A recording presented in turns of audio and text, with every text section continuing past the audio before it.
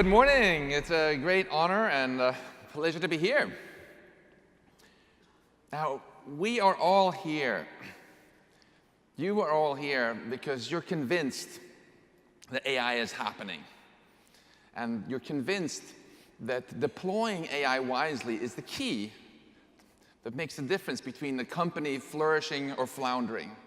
And I'm here this morning to further strengthen your conviction in this, and to tell you that this is the key for this flourish flounder challenge, not just for individual companies, but even for humanity itself, for the whole future of our species. Now, although my research at MIT these days is all about AI, as you heard, I spent the first 25 years of my career as a physicist. So let's start with the physics example to really see the big picture of what's going on with technology here. The Apollo 11 moon mission. So raise your hand if you're old enough that you saw this live. This mission was both successful and inspiring, showing that when we humans manage technology wisely, we can accomplish stuff that our ancestors could only dream of. But there's an even more inspiring journey, propelled by something more powerful than rocket engines, where the passengers aren't just 3 astronauts, but all of humanity. So let's talk about our collective journey into the future with artificial intelligence. My friend Jan Tallinn, who some of you know as the founder of Skype, he likes to point out that just as with rocketry, it's not enough to make our technology powerful. We also have to figure out how to steer it and where we want to go with it. So let's talk about all 3 for artificial intelligence: the power, the steering, and the destination, all right? Starting with the power. Now, I define intelligence very inclusively as simply the ability to accomplish complex goals. I want to include not just biological intelligence, but also artificial intelligence. And I want to avoid this kind of silly carbon chauvinism idea that you can only be smart if you're made of meat. It's really amazing how the power of AI has grown recently, isn't it? Think about it. Not long ago, robots couldn't walk. Now, they can do backflips. Not long ago, we didn't have self-driving cars. Now, we have self-flying rockets. Not long ago, AI couldn't do face recognition. Now, AI can generate fake faces, and it can simulate your face saying stuff that you never said. Not long ago, AI could not beat us at the game of Go.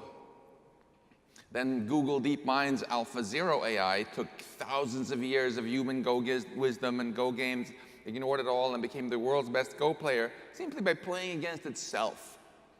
And the most impressive feat here was not that AlphaZero trounced human gamers, but that it trounced human AI researchers who had spent decades handcrafting game-playing algorithms. And AlphaZero crushed human AI researchers, not just at Go, but even at chess, which we had been working on since 1950. So all this amazing recent progress in AI, which we've been hearing about now for the past 15 minutes, really begs the question, how far will it go? Now, I like to think about this question in terms of this abstract landscape of tasks that you see behind me here, where the elevation represents how hard it is for AI to do each task at human level, and the sea level represents where AI is today.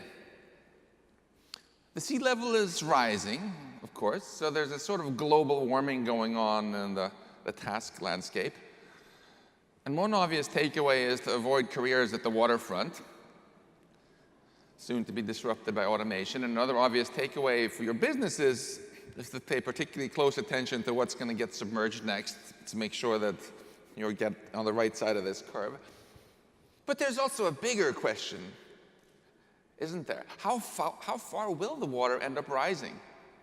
Will it eventually end up flooding everything, with AI matching human intelligence at all tasks?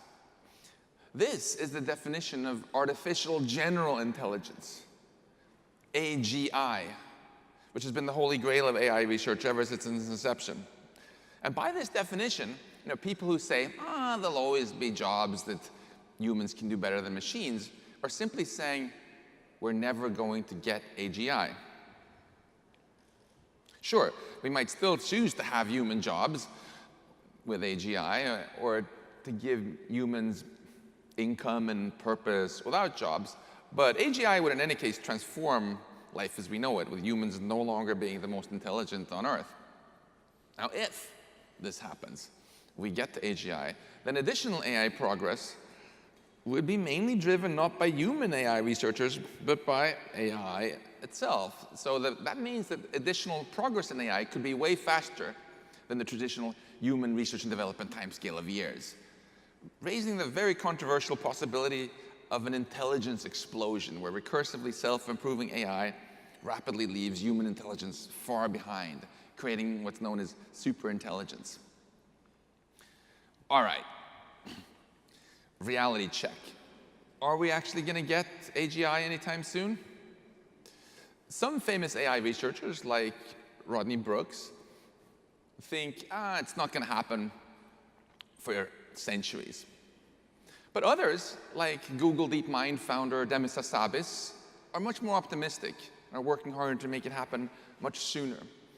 And recent surveys have shown that most AI researchers actually share Demis's optimism, guessing that we are going to get AGI within decades. So within the lifetime of any of us. Which begs the question, and then what?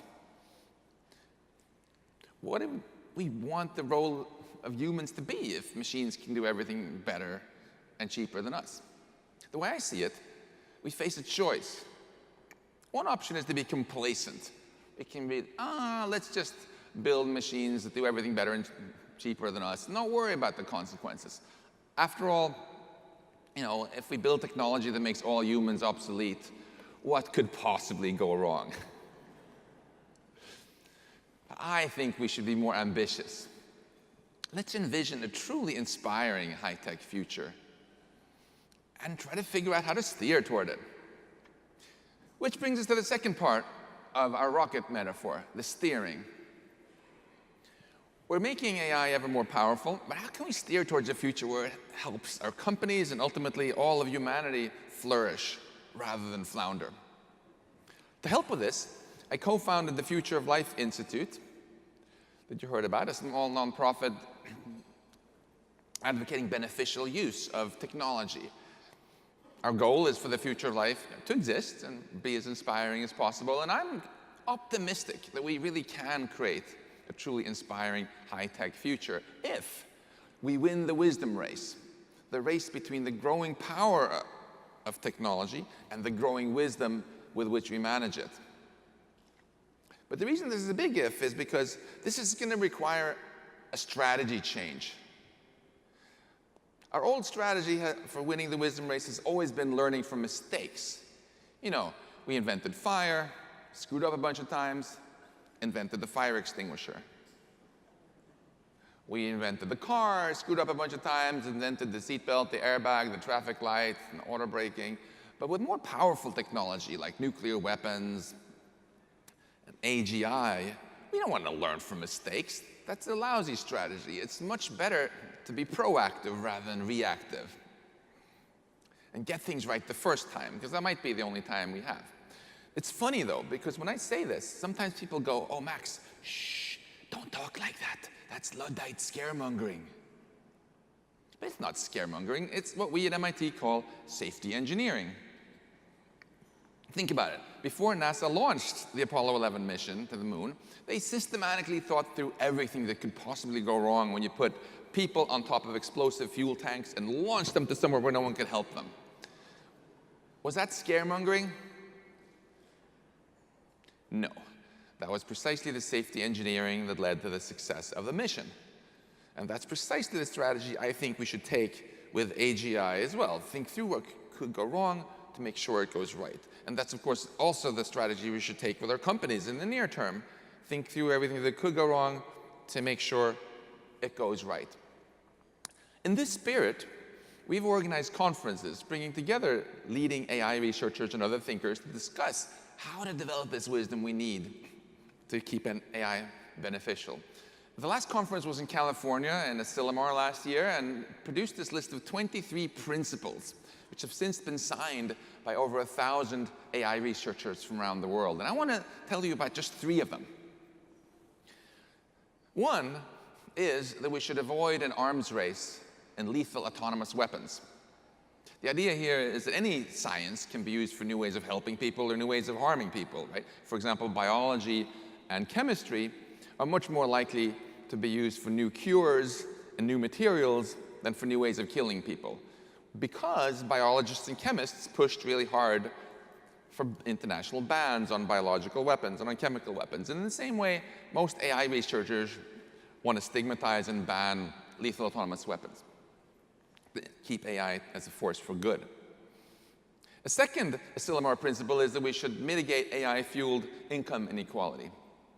I think that if we can use AI to dramatically grow the overall economic pie, which I'm confident that we can do, and we still can't figure out how to share this pie so everyone gets better off, then shame on us. Now, I'd like you to all raise your hands if your computer has ever crashed. That's a lot of hands. Well, then you can appreciate this principle, that we should invest more in AI safety research.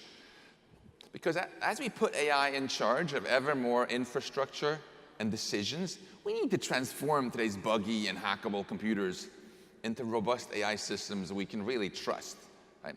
Otherwise, all this awesome new technology we build can malfunction and harm us or get hacked and be turned against us.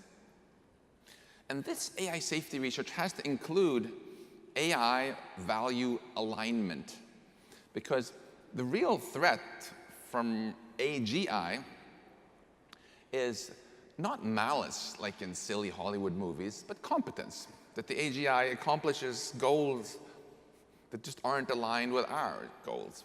For example, when we humans drove the West African black rhino extinct, why did we do it? Not because we were a bunch of evil rhinoceros haters, right? We did it because we were more intelligent than them, and our goals were not aligned with theirs. So to make sure we don't put humanity in the position of those rhinos, if we do build AGI, we need to figure out how to make machines understand our goals, adopt our goals, and retain our goals. And that's also AI safety research. And whose goals should these be, anyway? What goals should these be, anyway? This brings us to the third part of our rocket metaphor, the destination. We did an opinion poll, and I was quite struck that out of these 15,000 respondents, most of them actually wanted us to build super intelligence, AI that's vastly smarter than humans in all ways. The greatest agreement was on that we should be ambitious and ultimately even help life spread beyond Earth and into the cosmos. But there was much less agreement about who or what should be in control. And I was actually kind of amused that you can see there's even about 10% here who think it should be just machines in control. I don't know, man. And there was total disagreement about what the role of humans should be in the future with AGI, even at the most basic level. Don't get me wrong here. I'm not talking about space travel. I'm just talking about humanity's collective metaphorical journey into the future, all right? I have some AI colleagues who think that we should build superintelligence and keep it under human control, like an enslaved god, disconnected from the internet and used to create unimaginable technology and wealth for whoever controls it. But Lord Acton warned us that power corrupts, and absolute power corrupts absolutely. So you might worry that maybe we humans aren't wise enough to handle this much power. Also, aside from any moral qualms you might have about enslaving superior minds, you might worry that this AGI might actually outsmart us, break out and take over. And I also have some AI colleagues who are fine with AI taking over and even causing human extinction. Yeah, really, as long as they feel that these are like our worthy descendants, like our children. But how could we be sure that these AIs actually have adopted our best values and aren't just unconscious zombies that have tricked us into anthropomorphizing us? And also, shouldn't those people who don't want human extinction maybe also have a say in the matter? So if you don't like any of these two high-tech scenarios, it's actually really important to remember that low-tech is suicide from a cosmic perspective, right? If we don't go far beyond today's technology, the question isn't whether humanity is going to go extinct, but merely whether we'll get taken out by the next killer asteroid, supervolcano, or some other problem that better technology could easily have solved. So how about having the cake and eating it with AGI, that's not enslaved, but treats us well because its values are aligned with ours? This is the idea that Eliezer Yudkowsky likes to call friendly AI. And if we could pull this off, it could be awesome. It could not only eliminate negative experiences like the disease, poverty, crime, and other suffering, but also give us the freedom to choose from an amazing diversity of positive new experiences, really making us the masters of our own destiny. So in summary, our situation with technology is complicated, but the big picture is rather simple. Most AI researchers expect us to get AGI within decades, and if we just bumble into this unprepared, it's probably going to be the biggest mistake in human history. But if we steer carefully, we can end up in an amazing future where everybody's better off. The poor are richer, the rich are richer, and everyone is free to live out their dreams. But hang on, do you folks want a strict, pious society with strict moral rules, or do you want the hedonistic free-for-all, more like Burning Man 24/7? Do you want beautiful beaches, forests, and lakes, or do you want to rearrange some of those atoms into computers enabling virtual experiences? With friendly AI, we can simply build all of these future societies and give people the freedom to choose which one they want to live in, because we would no longer be limited by our intelligence, merely by the laws of physics, which means that the resources and space for this would be astronomically large, literally. So here's our choice. We can either choose to be complacent and take as an article of blind faith that any new technology is just guaranteed to be beneficial for our company and for our species. And we can just repeat this over and over and over again as a mantra as we drift like a rudderless ship towards our own obsolescence, either as a company or even as a species. Or we can be ambitious, thinking hard about how to steer our technology and where we want to go with it to create a truly inspiring high-tech future with AI. We're all here to celebrate this amazing opportunity we have to create an inspiring future with AI. And I feel that the essence of this future should be that we all become not overpowered, but empowered by our technology. Thank you.